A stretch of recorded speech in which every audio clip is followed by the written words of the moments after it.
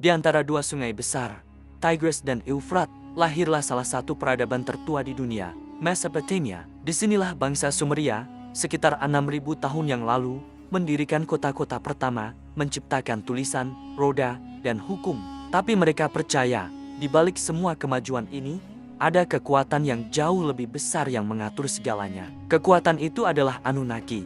Siapakah Anunnaki? Dalam bahasa Sumeria, Anunnaki berarti keturunan Anu, dewa langit tertinggi. Mereka bukanlah sekadar dewa biasa. Mereka adalah majelis ilahi yang memegang kendali atas alam semesta. Mereka yang mengatur hujan, mengendalikan aliran sungai, dan menentukan apakah panen akan melimpah atau gagal. Nasib manusia, baik raja maupun rakyat biasa, ada di tangan mereka. Anunnaki adalah penjaga keseimbangan kosmik antara langit, bumi, dan dunia bawah.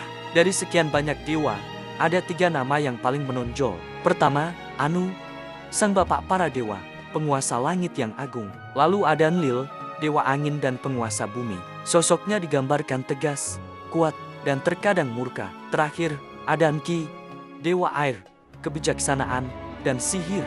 Berbeda dengan Enlil, Enki dikenal sebagai pelindung umat manusia, penuh belas kasih dan kecerdikan.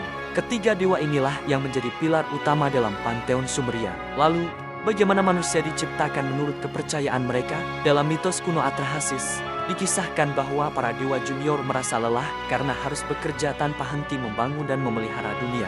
Mereka mengeluh, dan untuk mengatasi masalah ini, Enki yang bijaksana punya solusi. Ia mengusulkan untuk menciptakan makhluk baru yang bisa membantu tugas para dewa. Maka, dari campuran tanah liat dan unsur ilahi, lahirlah manusia pertama. Jadi, manusia diciptakan bukan sebagai budak, melainkan sebagai mitra para dewa untuk menjaga keharmonisan bumi. Namun, seiring berjalannya waktu, populasi manusia semakin banyak. Bumi menjadi terlalu ramai dan bising. Suara manusia yang riuh rendah mengganggu ketenangan Enlil, sang dewa bumi. Merasa terganggu, Enlil memutuskan untuk menghapus kebisingan itu dengan cara yang paling dahsyat, mengirimkan banjir besar untuk memusnahkan seluruh kehidupan. Disinilah peran Enki sebagai pelindung manusia kembali terlihat. Merasa tidak tega melihat ciptaannya binasa, Enki secara diam-diam mendatangi seorang pria saleh bernama Ziusudra, yang juga dikenal sebagai Atrahasis. Enki membisikkan rencana Enlil dan memerintahkannya untuk membangun sebuah kapal raksasa. Ziusudra harus membawa serta keluarganya, dan juga benih dari setiap makhluk hidup ke dalam bahtera itu untuk selamat dari amukan air bah. Setelah banjir surut, Ziusudra dan keluarganya menjadi cikal bakal umat manusia yang baru.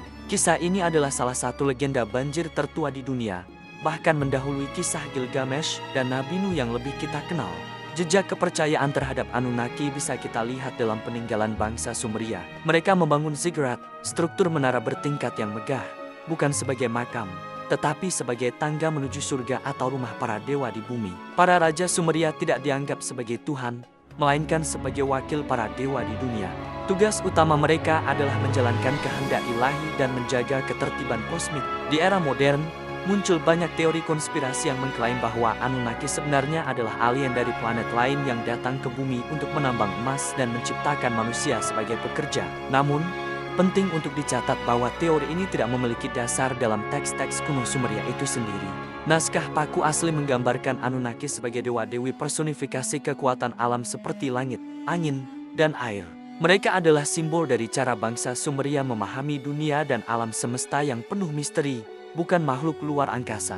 Jadi, Anunnaki adalah warisan pemikiran yang luar biasa dari peradaban kuno. Cerminan bagaimana manusia pertama kali mencoba menjelaskan kekuatan alam yang dahsyat dan tempat mereka di alam semesta. Mereka adalah penguasa kosmos dalam imajinasi bangsa Sumeria.